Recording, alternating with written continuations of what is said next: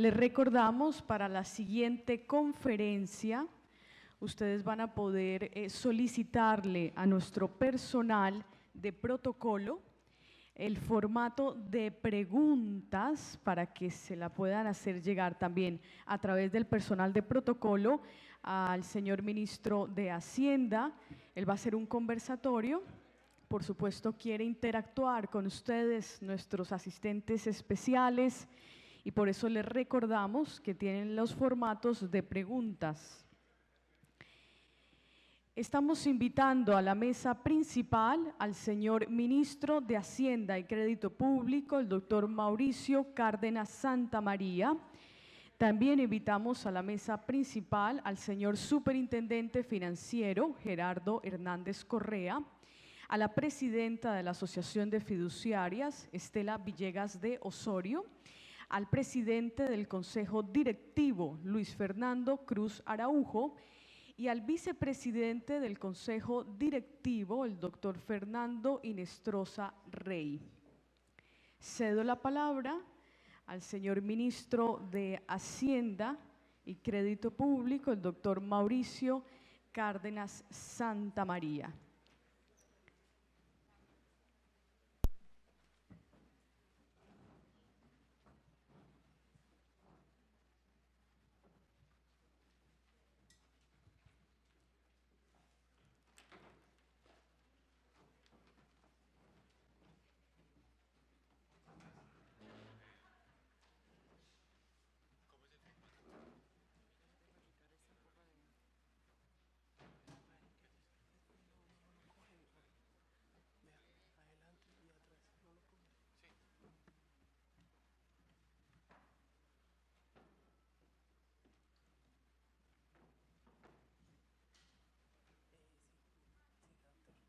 Listo. Gracias. Eso, gracias. Bueno, muy buenas tardes. Un saludo muy cordial y especial a la doctora Estela Villegas, presidenta de Asofiduciarias, al señor superintendente financiero, al señor presidente de la Junta Directiva y a todos ustedes. Muy contento de estar acá. La idea es tener un conversatorio y por eso voy a tratar de dejar unas ideas planteadas para que podamos después elaborar sobre esto en un espacio más de diálogo y de preguntas y respuestas. Quiero comenzar diciendo que estamos haciendo una transición hacia una nueva economía en Colombia por una enorme necesidad que tenemos. No tanto por un sueño o una aspiración, sino porque necesitamos hacer un reenfoque en materia económica para acomodarnos a esta nueva realidad. Fíjense ustedes, pues lo que ha pasado, todos lo sabemos, con los precios del petróleo y con la producción de petróleo. Hay muchos campos petroleros que a estos niveles de precio dejan de ser económicamente rentables y por eso se ha disminuido la producción. Estamos en el dato de junio en 888.000 barriles por día y naturalmente esto ha tenido consecuencias importantes, tanto externas como fiscales. La gráfica de la izquierda muestra el comportamiento de las exportaciones de petróleo.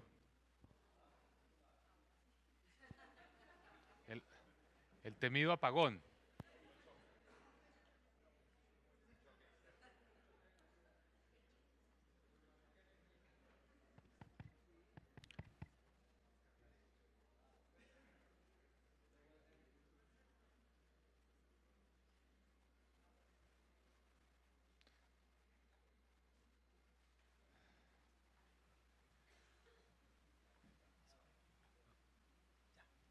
Muy bien. Entonces, las exportaciones de petróleo que están en la gráfica de la izquierda muestran la caída tan importante de casi 20.000 millones de dólares al año desde el 2013 hasta el 2016. Y la gráfica de la derecha muestra la caída en los ingresos fiscales, que cayeron en 24 billones de pesos entre el 2013 y este año. Y lo que se prevé para los siguientes años, pues, es que el petróleo no va a aportar mayor cosa a los ingresos del gobierno nacional. Y tampoco podemos esperar una diferencia en comportamiento de las exportaciones. Vamos a seguir teniendo un nivel relativamente bajo debido a las condiciones de precio y de producción. Entonces,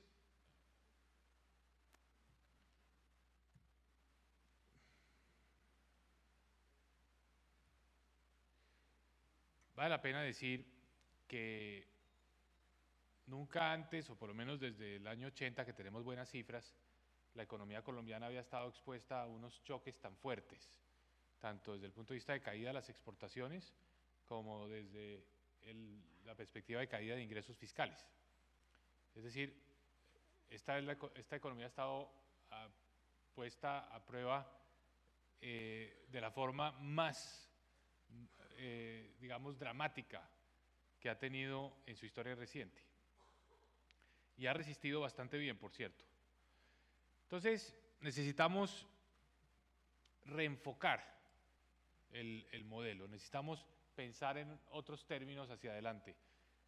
Si uno mira para atrás, tuvimos unos 10, 15 años muy buenos, apoyados por este boom de los commodities, mucho viento de cola. Ahora necesitamos pasar a una nueva economía. ¿Qué es esa nueva economía? Bueno, primero una economía más diversificada, con más sectores, una economía que añada más valor agregado y una economía que genere más empleo, y especialmente empleo formal. Ese es como el objetivo. Eso nos va a hacer también más resistentes a lo que venga desde el exterior y sobre todo nos va a dar más fuerza propia, más sostenibilidad.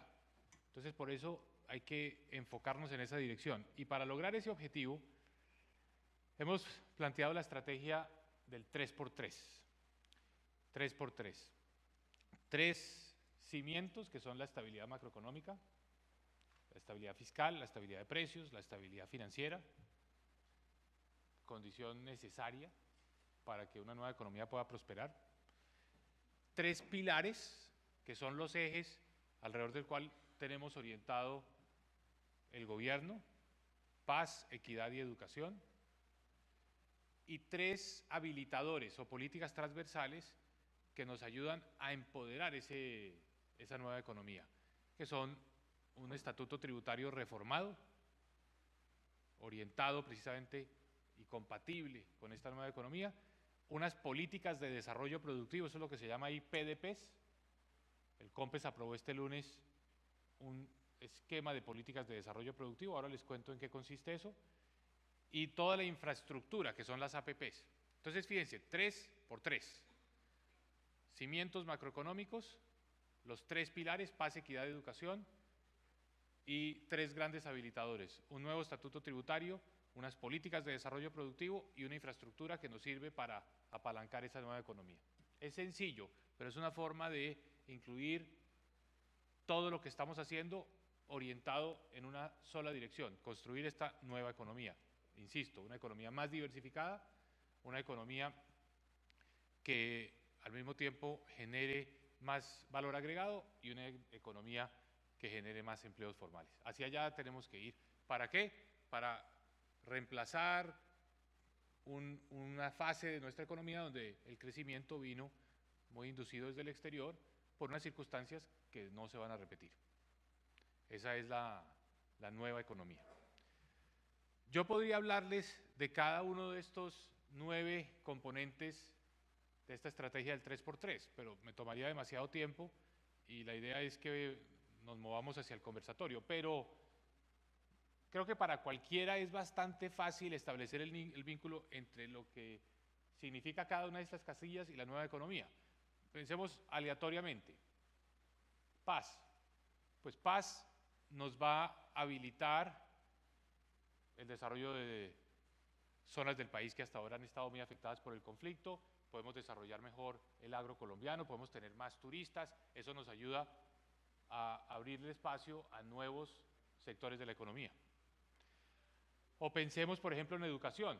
La educación es fundamental para poder calificar mejor nuestra mano de obra, y esto nos va a permitir también tener más posibilidades en términos de actividades con valor agregado, en desarrollo de nuevos segmentos de la actividad empresarial, porque tenemos una mano de obra más preparada. Es decir, es relativamente sencillo establecer el vínculo entre cada una de estas casillas y el objetivo de la nueva economía.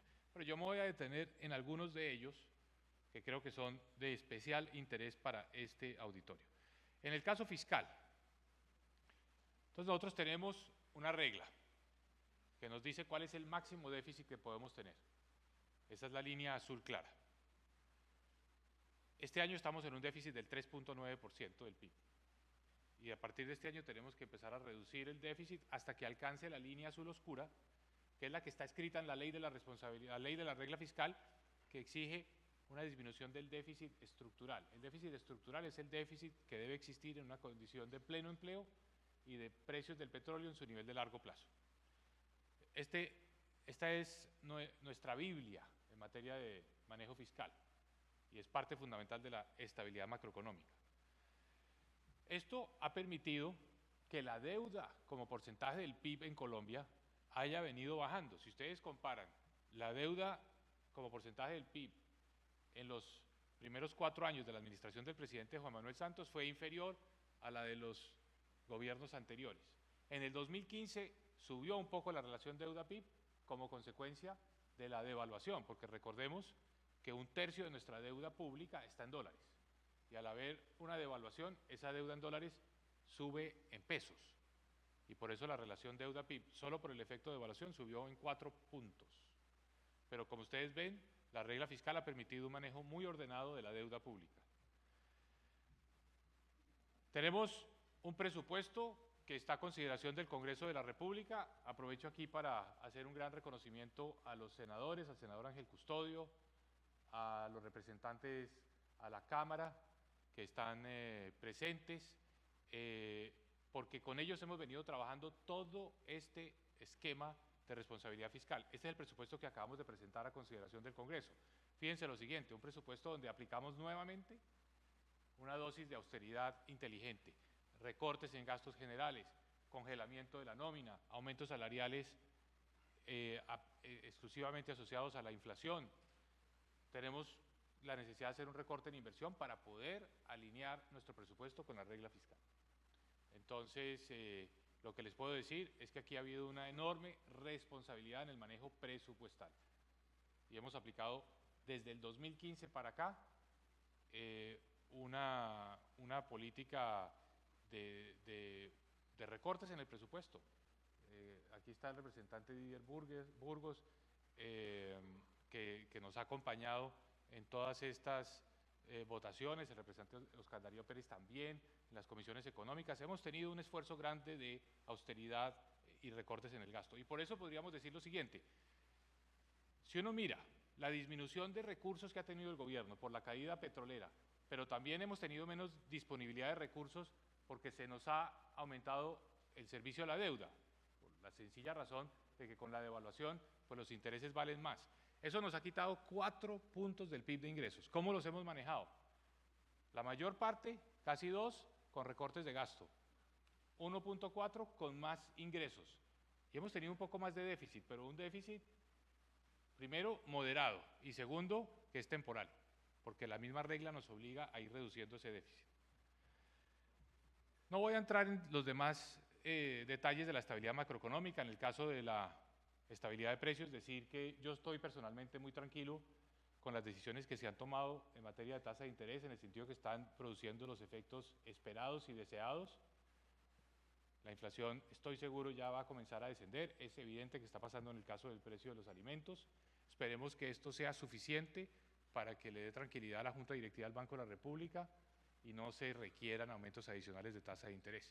Pero eso solo lo sabremos cuando llegue el día de la Junta del 31 de este mes y allá tomaremos la decisión. Pero estoy tranquilo de saber que la inflación está ya en camino de empezar a descender. Y los mismos pronósticos del Banco de la República así lo dicen. Esa es la gráfica de la izquierda, que la inflación va a bajar, y lo mismo dicen las expectativas de mercado, la inflación va a bajar. Entonces, por eso creo que la estabilidad de precios se recupera y sobre todo volvemos a estar dentro del rango del 2 al 4% a final del año entrante.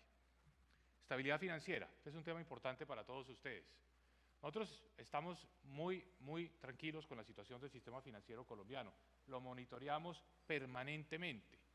Tenemos el comité de seguimiento al sector financiero, nos reunimos todos los meses, el superintendente, el director de Fogafín, que está aquí presente, el gerente del Banco de la República, aprovecho para saludar a la codirectora Ana Fernanda Mayhuasca, el director de la Unidad de Regulación Financiera, el doctor David Salamanca. Estamos haciendo un monitoreo permanente del sector financiero. Les puedo decir que estamos totalmente tranquilos, niveles de capitalización adecuados, provisión de cartera vencida también muy buena, el orden del 140%, cartera vencida del 3,5%. Entonces, hay estabilidad financiera, pero vale la pena decir acá que en las últimas 2 semanas hemos tenido 2 reportes de las calificadoras. Los 2 mantienen la calificación BBB para el sistema financiero y particularmente para los bancos. Pero uno, el de Moody's, cambió la perspectiva de estable a negativa. El otro, el de Standard & Poor's, hizo exactamente lo opuesto, cambió la perspectiva de negativa a estable.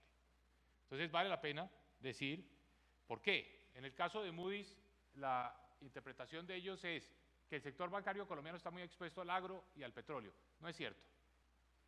Son participaciones muy pequeñas en la cartera y además cualquier efecto que se haya dado sobre la calidad de estas carteras del sector petrolero y del sector agropecuario ya se manifestó, no es algo nuevo. Dice Moody's, los bancos colombianos consideran parte de su capital el crédito mercantil, cierto, pero hasta un punto. Nosotros cambiamos la norma y después de un momento en el tiempo ya ese crédito mercantil no se puede considerar capital. Dice Moody's, la deuda subordinada, de acuerdo a las normas de Basilea III, no debería ser parte del capital. Eso es cierto. Pero lo que no dice Moody's es que nosotros en otros aspectos regulatorios de nuestra regulación prudencial somos más exigentes que Basilea III. Por ejemplo, nosotros ponderamos los activos de manera más conservadora. Por ejemplo, nosotros adoptamos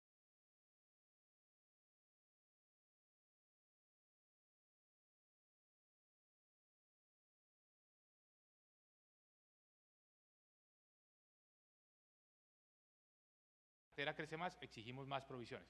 Pero en fin, esta es una discusión donde Colombia debe ir adecuando su marco regulatorio a que esté más alineado con Basilea III y en eso estamos trabajando. No creemos que la calificación o la perspectiva de estable negativa de Moody's esté plenamente justificada. En tanto que la de Standard & Poor's, que pasó de negativa a estable, pues lo que destaca es fortalezas de nuestro sistema, el sector bancario. ¿Qué dice Standard & Poor's? Dice, mire, hay apetito moderado por el riesgo, hay ausencia de distorsiones y creemos que la evaluación es BBB con perspectiva estable. Eso lo acaba de decir Standard & Poor's. Lo que pasa es que los críticos hablan del de Moody's, pero se olvidan de este que salió una semana después. En este sector en particular, como parte de esta estabilidad financiera, hemos tomado decisiones que procuran que haya más emisiones en el mercado de valores.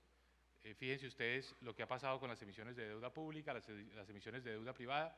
Tal vez en algo en lo que estamos un poquito rezagados es en emisiones en el mercado de acciones. Por eso estamos trabajando en buscar los mecanismos para que haya más emisiones en el mercado de acciones. Nosotros en particular en el gobierno estamos pensando en figuras que nos permitan llevar más activos estatales al mercado bursátil, parecido a lo que hicimos con Ecopetrol en su momento, que lo podamos hacer con otras empresas.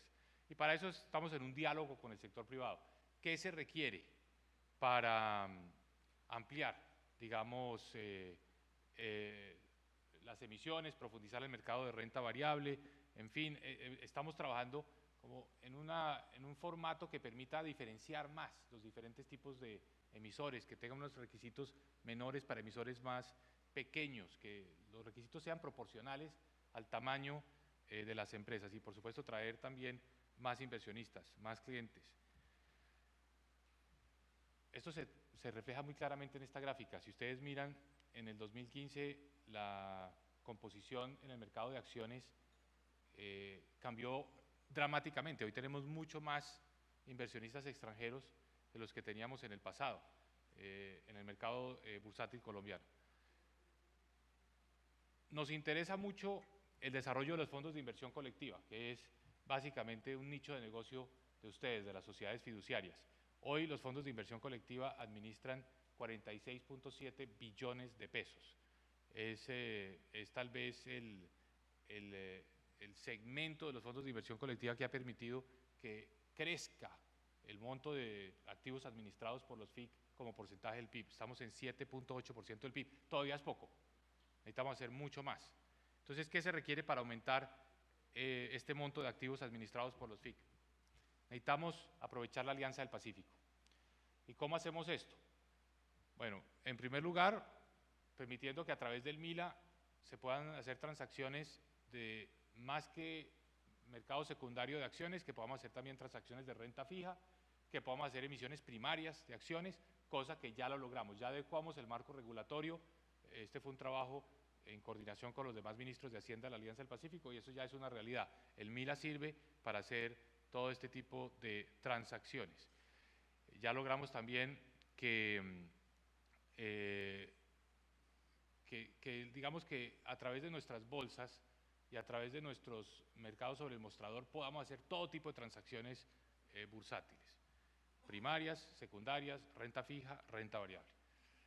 Pero necesitamos avanzar más en esta dirección. ¿Y cuál es el siguiente paso? Esto es muy importante para ustedes como inversionistas institucionales.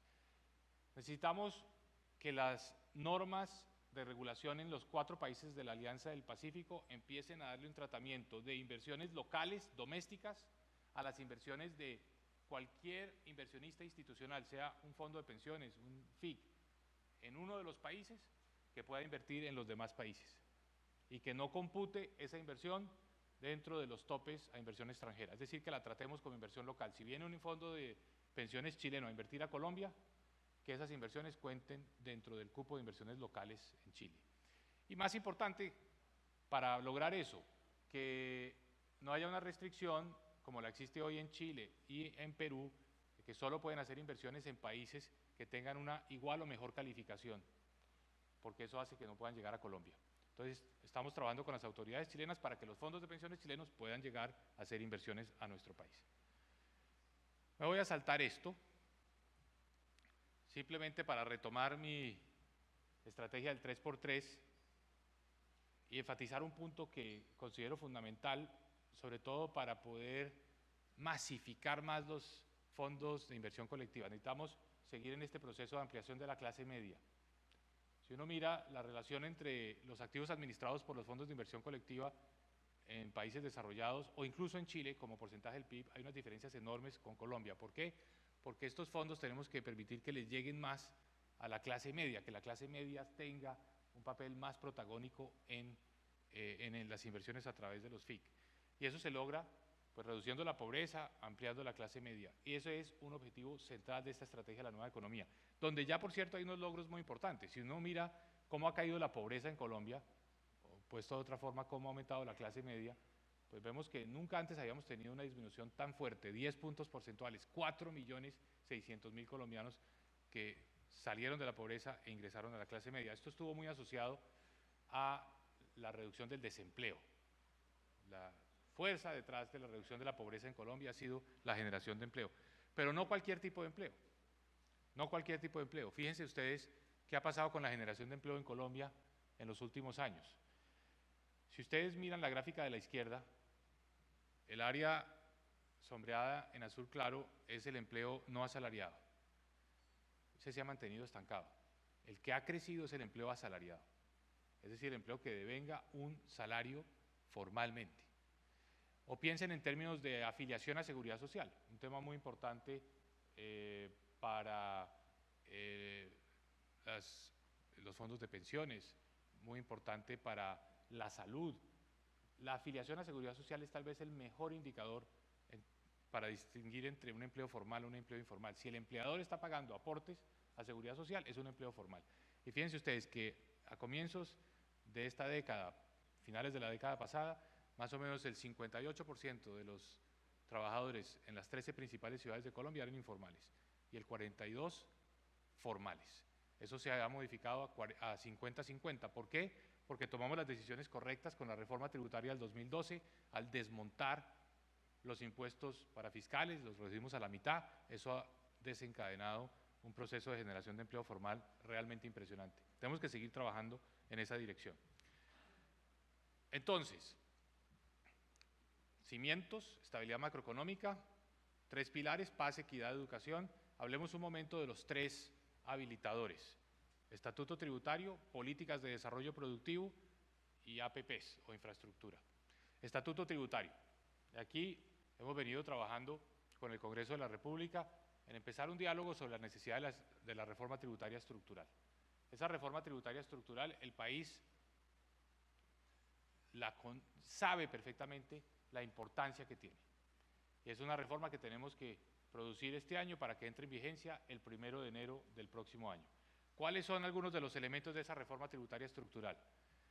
La Comisión Independiente de Expertos planteó la necesidad de simplificar. En Colombia, sobre las utilidades de las empresas tenemos 3 impuestos: el impuesto de renta, el CRE y desde el 2014 la sobretasa del CRE. Esos 3 impuestos tenemos que unificarlos en un impuesto sobre las utilidades de las empresas que consulte directamente las nuevas normas contables, las NIF.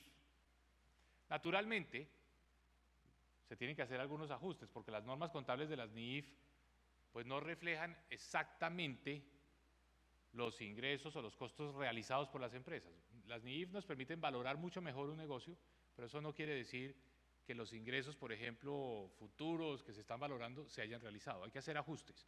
Entonces estamos trabajando precisamente en este momento en los ajustes para que en el estatuto tributario haya un único impuesto sobre las utilidades empresariales basado en la nueva contabilidad de las NIF, con unos ajustes que permitan reconocer pues, que hay unas, unos cálculos contables que no necesariamente se deben reflejar en la base gravable. Estamos completamente de acuerdo con la eliminación del impuesto a la riqueza. De hecho, ya el próximo año el impuesto a la riqueza se reduce considerablemente, es 0,4% del PIB, es una tarifa de 0,4%. Estamos totalmente alineados con la idea de esa eliminación. Y el énfasis tiene que estar en el control a la evasión, de muchas maneras. Por ejemplo, atacando un problema, un foco de evasión de impuestos que se da a través de las entidades sin ánimo de lucro, donde sabemos perfectamente que hay muchos negocios que se están escudando en esas figuras para no pagar impuestos. Y eso es lo que buscamos corregir con esta reforma tributaria estructural. También muy fuerte el tema del control al uso de paraísos fiscales. Ustedes saben que hemos librado una batalla importante con este tema, declaramos más de 20 países como paraísos fiscales y en el caso de Panamá llegamos finalmente a un acuerdo mediante el cual logramos el objetivo estratégico de nuestro país, que es intercambio de información. Panamá tomó la decisión de hacerse parte de la convención multilateral que regula esta materia, una convención que ha promovido la OCDE. Colombia ya es parte de esa convención. Panamá, por la presión de Colombia, por la presión del G20, tomó la decisión hace 15 días de solicitarle a la OCDE el ingreso a esa convención que lo obliga a intercambiar información tributaria, nuestro interés, nuestro objetivo. Las medidas que con el Congreso de la República aquí presente tomamos para la normalización de impuestos han sido muy efectivas. Entre el año pasado y este año logramos que 7.5 billones de pesos que no habían sido declarados en el pasado fueran incorporados a las declaraciones.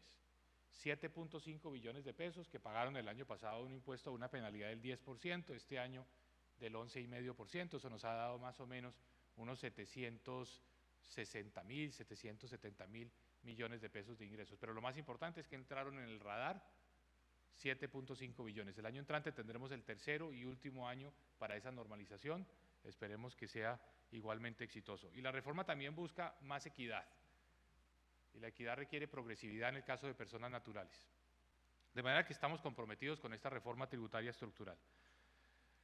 Una palabrita sobre las APPs. Este es el mapa de los proyectos que están en construcción.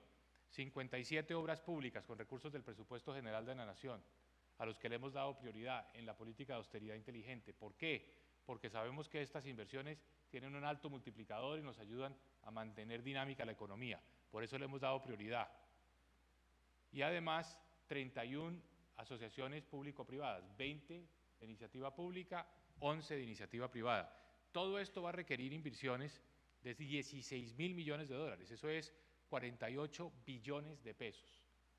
Pero para que estos proyectos se puedan hacer hay que financiarlos, alguien tiene que prestarles. Requieren deuda por 11.600 millones de dólares, eso es más o menos 36 billones de pesos. No hay posibilidad alguna de que el sistema financiero colombiano solo logre este propósito. Por eso nosotros tomamos la decisión de movilizar los recursos de ISAGEN hacia la Financiera de Desarrollo Nacional para poder financiar estos proyectos. La Financiera de Desarrollo Nacional va a financiar en promedio el 30% de cada uno de estos proyectos. Sin esos recursos de ISAGEN, esto se quedaría en un mapa, en una presentación de PowerPoint. No se convertiría en realidad, no se podría convertir en cierres financieros y los cierres financieros anteceden el inicio de las obras. Entonces, fundamental la venta de ISAGEN para poder asegurar los recursos para que estos proyectos, insisto, se completen. Entonces, ¿cómo vamos en esta nueva economía? Esto ya empezó, esto digamos que ya se está moviendo. Fíjense lo que ha pasado con la industria. Miren los sectores de la industria que están creciendo a tasas de más de 2 dígitos. Estos son los datos de enero a mayo de este año en comparación con enero a mayo del año pasado. Fíjense que la mayoría de esos sectores de la industria son sectores donde por un lado está aumentando la producción y por otro lado están cayendo las importaciones. Es decir, lo que detonó el crecimiento de la industria fue esencialmente la sustitución de importaciones. Los colombianos estamos comprando menos productos importados y estamos comprando productos nacionales. En muchos de estos sectores, muebles, calzado, vidrio, caen las importaciones, aumenta la producción. Es parte de esa nueva economía, comienza con esta sustitución de importaciones. Y lo que es interesante, esos sectores donde aumenta la producción ya empieza también a aumentar el empleo, que son los del eje de la derecha arriba. Perdón, estos son los del empleo. Aumenta la producción, aumenta el empleo. ¿Cómo nos está yendo? Lo que uno quisiera con la nueva economía en el caso de la industria son sectores donde aumentan las exportaciones, donde se sustituyen importaciones y donde aumenta el empleo.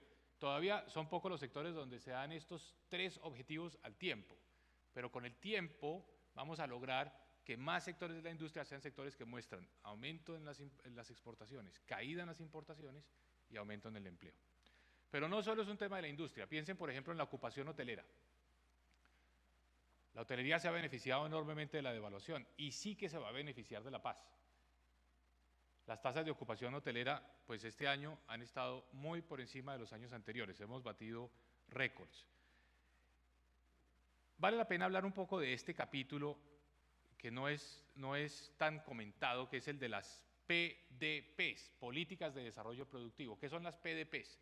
Eso es lo que antiguamente se llamaba como política industrial. Política industrial en el sentido de apoyar el desarrollo de ciertos sectores de la economía. Esas políticas de desarrollo productivo hoy, en la versión moderna, son lo siguiente. Tenemos una herramienta que se llama el DATLAS. Atlas con D adelante, DATLAS. El DATLAS es una herramienta que nos permite identificar ciudad por ciudad en Colombia cuáles son las actividades productivas que hoy existen, pero cuáles son unas actividades que tienen muchos nexos, que son como una especie de primas hermanas de las actuales, porque tienen tecnologías similares, porque la mano de obra que se requiere es muy parecida, y esas actividades que están muy cerca, tecnológicamente hablando, también identificamos cuáles son aquellas donde hay un buen mercado, bien sea en Colombia o mercado al cual al que podemos acceder con nuestros TLCs. Entonces eso nos permite identificar ciudad por ciudad de Colombia actividades actuales con las que están cerca y que tienen un alto potencial en términos de crecimiento porque hay mercado. Entonces los empresarios leen esto y saben qué sectores son sectores que podrían conquistar. Pero al mismo tiempo, en las políticas de desarrollo productivo, lo importante es que el apoyo que da el gobierno a través de capacitación en el SENA, financiamiento de Bancoldex o, por ejemplo, promoción de las exportaciones a través de Procolombia, Capital Semilla a través de Impulsa, que esas actividades, ese aporte que da el gobierno colombiano se pueda canalizar hacia esos sectores donde tenemos un alto potencial. Esas son las políticas de desarrollo productivo. Esas políticas de desarrollo productivo voy a ilustrar un ejemplo. Turismo. Entonces, Barranquilla no ha sido un destino turístico por excelencia. ¿Por qué? Porque no tiene un centro de convenciones para hacer eventos como este. Entonces, ¿qué hace el gobierno colombiano como parte de la política de desarrollo productivo? Hace una inversión que complementa una inversión local para construir un centro de convenciones, Puerta de Oro, que además va a habilitar la construcción de hoteles, de apartamentos, de oficinas, en un sitio además absolutamente espectacular sobre el río Magdalena. Entonces, esta es el tipo de intervención de política de desarrollo productivo para apalancar el turismo en Barranquilla. O piensen, por ejemplo, en los hospitales que se están construyendo en Bucaramanga. Este es el Hospital Internacional de Colombia. Hace 15 días estuve allí en la inauguración. 1000 camas. Esas 1000 camas, la expectativa de los promotores de esta inversión, donde entre otras cosas hay inversión extranjera, es que por lo menos el 40% de las camas estén ocupadas por extranjeros. Entonces, ¿qué tenemos que hacer? Nosotros ayudamos al financiamiento y estamos ayudando a la promoción a través de ProColombia para ir a buscar los pacientes en Panamá, en República Dominicana, en Centroamérica. Esto que es cierto en Bucaramanga, en el Hospital Internacional de Colombia, también es cierto en la clínica de la Fundación Oftalmológica de Santander, en Foscal. Las dos tienen las mejores tecnologías, las dos orientadas a servicios de exportación en el sector de la salud. ¿Por qué? Porque se está construyendo un clúster donde tenemos profesionales de la salud, desde enfermeras hasta los médicos más especializados, que nos permiten, digamos, en esta comunidad, pues que haya un tamaño relevante como para que se pueda desarrollar un sector de clase internacional. Ese es el tipo de resultados que produce la nueva economía.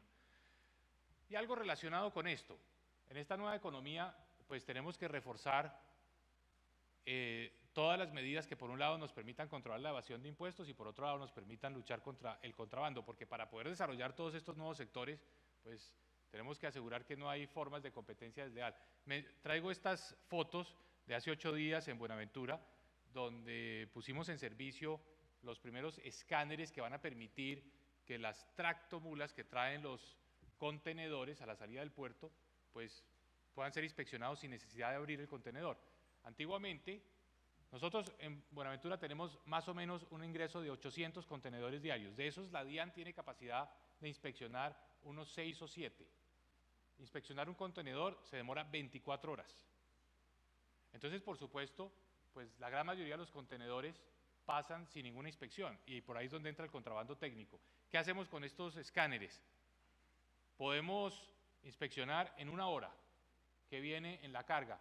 Podemos detectar cualquier objeto hasta el tamaño de un alfiler. ¿Y qué nos va a permitir? Pues controlar mejor el contrabando y de esa forma es otro instrumento de apoyo al desarrollo de esta nueva economía. Entonces concluyo. Estamos buscando una economía, la nueva visión, el nuevo paradigma, una economía más diversificada. ¿Qué quiero decir con más diversificada? Más sectores económicos, más diversificada regionalmente, mejor distribuida por todo el país y más diversificada también en tamaño de las empresas, donde caben las empresas, las micro, las pequeñas, las medianas, las grandes, en esta nueva economía. Más diversificación, más valor agregado. Naturalmente hay más valor agregado en los servicios de salud, hay más valor agregado en los servicios de la hotelería, hay más valor agregado en la industria. Es una economía que nos da más ingresos, eso es más valor agregado. Y por supuesto una economía que genera más empleo formal. Entonces esa es la economía la que Colombia necesita, no este año, el entrante, es la visión de la siguiente década. Entre otras cosas, porque esta nueva economía tiene más motores propios, no depende tanto de estos vientos de cola, tiene una fuerza y una dinámica propia, es más resistente. Esto ya comenzó y esto es el sector privado. La visión del Estado cambia completamente en la nueva economía. Fíjense que en la vieja economía, la economía de productos primarios, el Estado es el gran distribuidor de los excedentes a toda la población. Un sector como el petróleo genera muchos excedentes fiscales y el gobierno distribuye en infraestructura, en política social. Ahora, el papel del Estado es distinto. El papel del Estado es apoyar el surgimiento de esta nueva economía. Está más en la retaguardia, en la vanguardia está el sector privado buscando los negocios, la innovación, el emprenderismo, buscando desarrollar estas actividades para que la economía colombiana pues mantenga un buen ritmo de crecimiento y un buen nivel de generación de empleo. Entonces, esa es la visión que queríamos compartir con todos ustedes, apreciada Estela. Muchas gracias.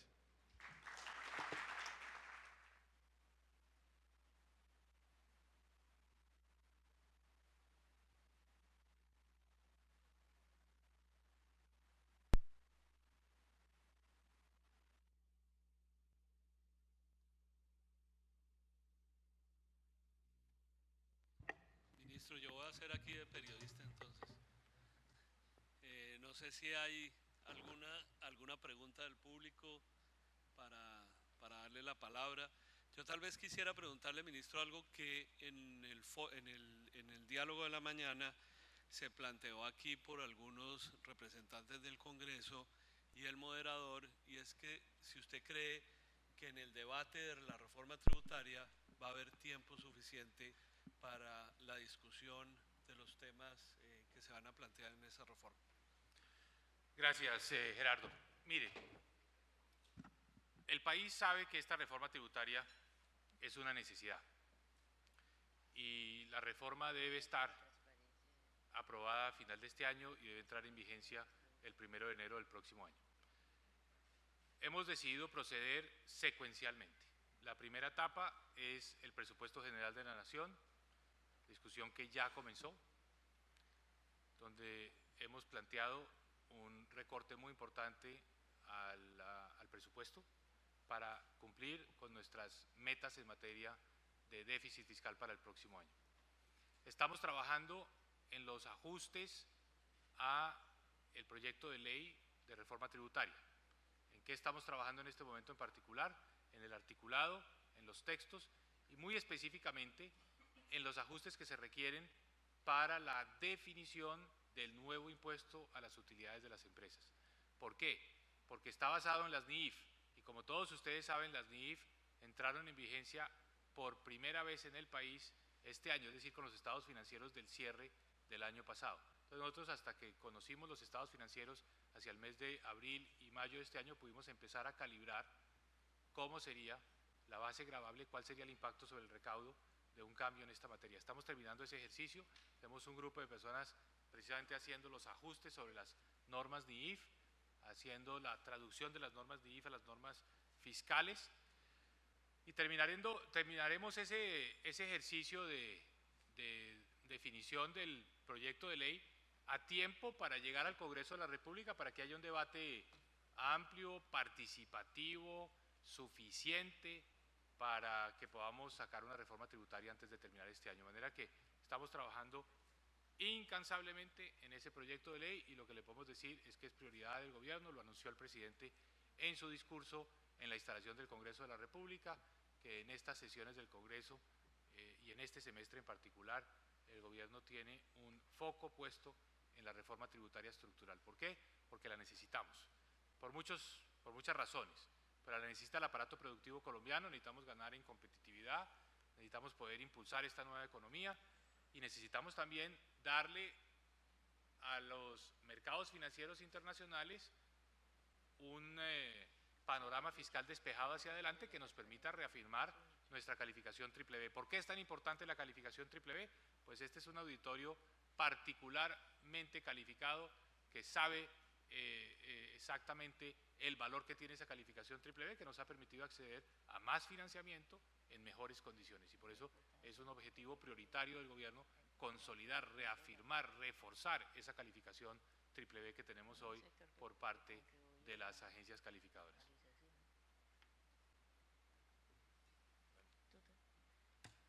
Antes de dar la palabra a Estela, el ministro también esta mañana o hace un rato hablaron de el fortalecimiento de la DIAN frente a su rol en cuanto a eliminar la evasión de los formales, pero el papel de la DIAN frente a los informales. ¿Cómo fortalecer a la DIAN en su rol, en su misión de atacar la informalidad? Hay varias propuestas en las que estamos trabajando, unas de ellas vienen de la Comisión de Expertos.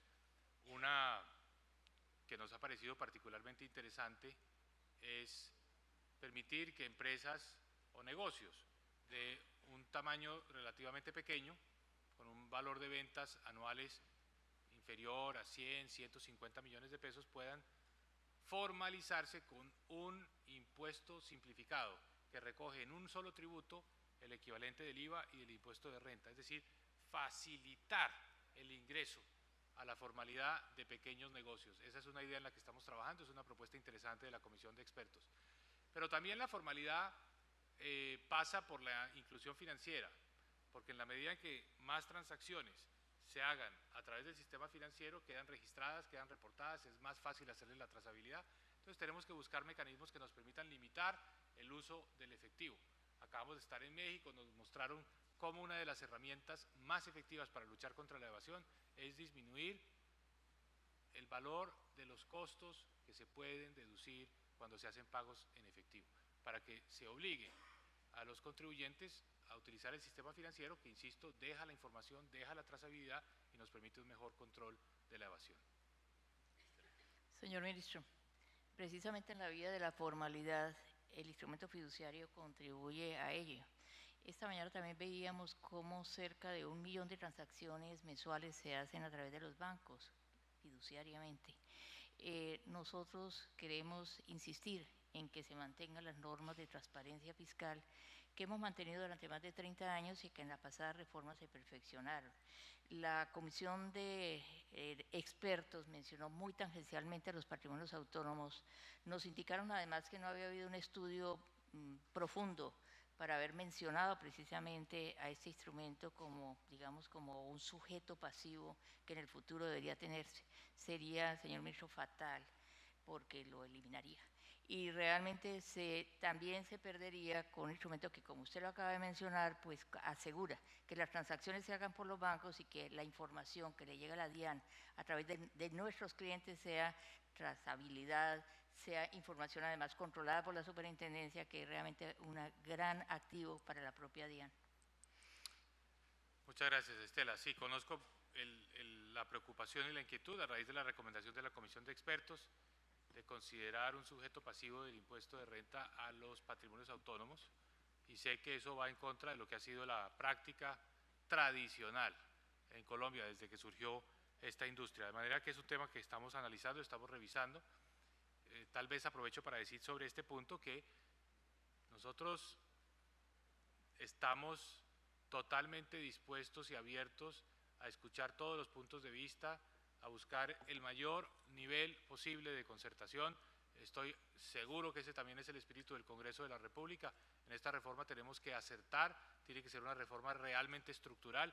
Esta no es una reforma para tapar un hueco del año 2017, por eso hemos tomado la decisión de presentar un presupuesto muy austero, porque esto no es buscando generar el cierre o el cuadre de las finanzas públicas del 2017, eso lo logramos con el presupuesto.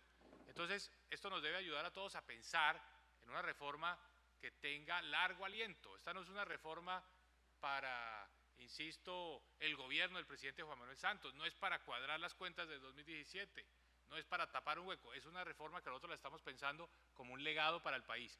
¿Un legado para qué? Para que el estatuto tributario nos permita lograr estos objetivos de la nueva economía. Entonces, por eso hay que acertar, y para acertar se requiere escuchar, se requiere diálogo y se requiere esa concertación. Vamos a revisar este punto, sabemos que es un punto de mucho debate, pero entendemos perfectamente la posición de Asofiduciarias y la posición que seguramente todos ustedes comparten sobre la neutralidad que debe existir sobre los patrimonios autónomos desde el punto de vista tributario. Nos llega una pregunta del auditorio en relación con, ministro, en su asocio fuimos pioneros con titularización de activos de crédito, hoy tienen un beneficio fiscal, la compraventa de acciones, bolsa de valores. ¿No han pensado en darle ese tratamiento a la participación de fondos de inversión colectiva que inviertan en inmuebles productivos y o infraestructura? Y le añado y o desarrollo rural. Pues la verdad en esta reforma estamos tratando de pensar lo menos posible en beneficios tributarios. Estamos pensando más que todo en términos de equidad, de simplicidad, de unas reglas de juego comunes, estándar, donde la cancha sea relativamente plana para todos. Creemos que esa es parte de la filosofía. Una de las recomendaciones de la Comisión de Expertos, obviamente son recomendaciones difíciles de llevar a la realidad y a la práctica, pero son puntos de referencia en el debate, es que en Colombia tenemos muchos regímenes especiales, muchos tratamientos especiales, beneficios, en fin. Entonces, la filosofía con la que estamos abordando esta reforma es una filosofía un poco más neutra, y creemos que el apoyo a los sectores económicos se tiene que hacer no tanto por la vía tributaria, sino por la vía de las políticas de desarrollo productivo que mencioné, inversiones complementarias, financiamiento, capital semilla, capacitación, educación, que en ese sentido estén orientadas las políticas de desarrollo productivo. Por eso no incluimos dentro de las políticas de desarrollo productivo la política tributaria. Sigue abierto el espacio para preguntas por parte del auditorio.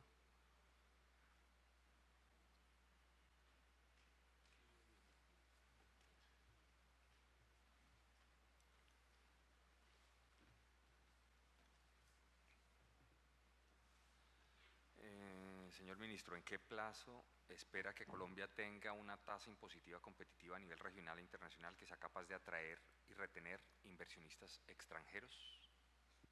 Yo creo que es honesto y sincero decirles que todos estos cambios tributarios deben tener una dosis de gradualidad. Nosotros tenemos que irnos acomodando gradualmente en unas transiciones que no resulten traumáticas, es decir, que no pongan en riesgo el recaudo, porque tenemos obviamente muchos compromisos en términos de las necesidades fiscales del Estado, los programas sociales, la inversión en infraestructura. Tenemos que hacer una transición gradual, y esa seguramente será la filosofía de la reforma, para poder decir que en un tiempo prudencial pues se han logrado esas condiciones de competitividad, pero que vamos por una senda en la cual lograremos esos objetivos en un plazo de tiempo razonable. No podemos hablar de muchos años, pero sí tenemos que introducir una cierta gradualidad. Colombia en materia tributaria pues debe hacer un rebalanceo, porque aquí el problema que tenemos es que hay unas tarifas de tributación altas, pero que afectan a relativamente pocos contribuyentes, que son pues las empresas que pagan formalmente, oportuna y legalmente todas sus obligaciones, que están, digamos, cumpliendo cabalmente con el estatuto tributario. Hay muy pocos que pagan mucho, pero hay muchos que deberían pagar que no pagan, en el caso de la evasión, las entidades sin ánimo de lucro, el uso de los paraísos fiscales, etc. Entonces tenemos que asegurarnos que los que tienen la capacidad de pagar, que paguen, y que podamos bajar un poco la carga sobre las empresas que están llevando hoy el gran peso de la presión fiscal y de la tributación en Colombia. De eso se trata esta reforma tributaria: rebalanceo de cargas, más equidad, más competitividad y más simplicidad. Qué bueno sería poder sacar un estatuto tributario al final de este periodo de sesiones del Congreso de la República más livianito, con menos artículos, más sencillo, más fácil de interpretar para el contribuyente, y sobre todo que nos dé claramente la línea hacia la competitividad y hacia la equidad.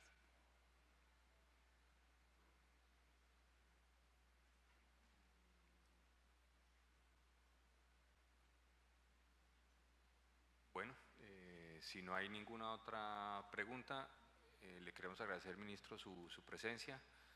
Para nosotros es un honor tenerlo aquí en este espacio.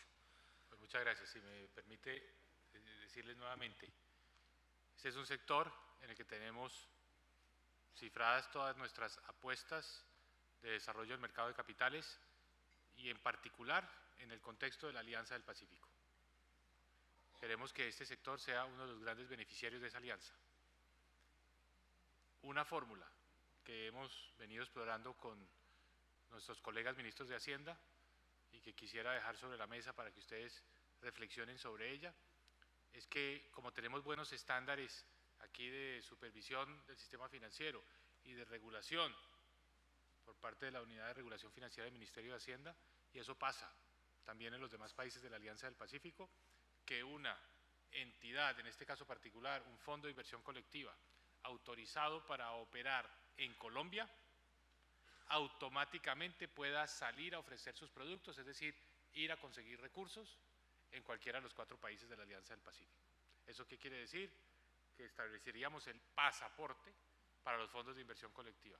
Eso es muy importante, porque quiere decir que la base de clientes se aumenta y al mismo tiempo, pues los negocios pueden crecer. Entonces, fíjense ustedes que la Alianza del Pacífico, pienso yo, es el gran futuro de esta industria, es lo que nos va a permitir crecer más aceleradamente en los próximos años.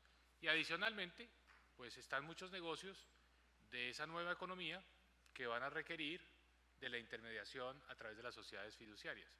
Ustedes saben perfectamente que en estas asociaciones público-privadas, si algo es indispensable, si algo es un requisito, es la creación de estos patrimonios autónomos donde confluyen los recursos públicos, los recursos privados, de manera que esta es una industria que naturalmente va a ganar, ya está ganando, como consecuencia del desarrollo de las asociaciones público-privadas.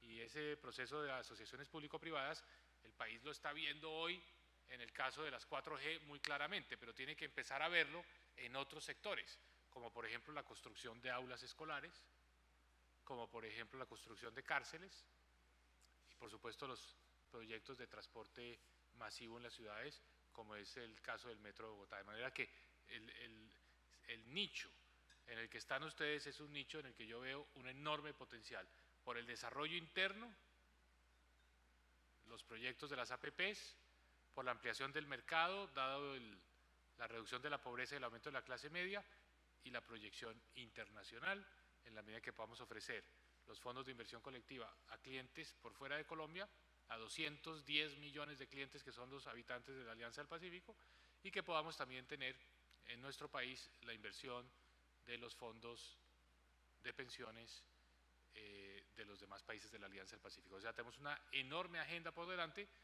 que estoy seguro lo que va a generar es una industria fiduciaria en Colombia pues cada día más dinámica, que crece más y que se expande en los próximos años a un ritmo acelerado. Señor ministro, una palabrita más. Yo sé que a ustedes les queda absolutamente claro que el fideicomiso no es un paraíso fiscal. Los fideicomitentes y los beneficiarios tienen que tributar. Y lo que tiene el Estado es una debida información para poder exigirles a los beneficiarios y fideicomitentes que atiendan sus impuestos. Precisamente todas estas alternativas que usted nos muestra, por ejemplo con las APPs, ¿usted se imagina un patrimonio autónomo de una APP tributando? Creo que eso no sería razonable. Lo invito, señor ministro, porque yo sé de su inteligencia, que piensa.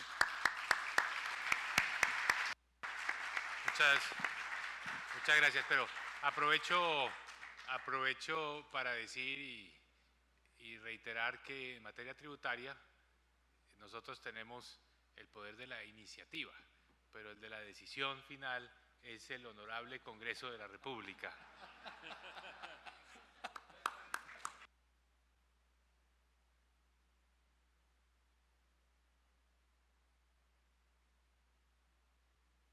Bueno, muchas gracias a todos.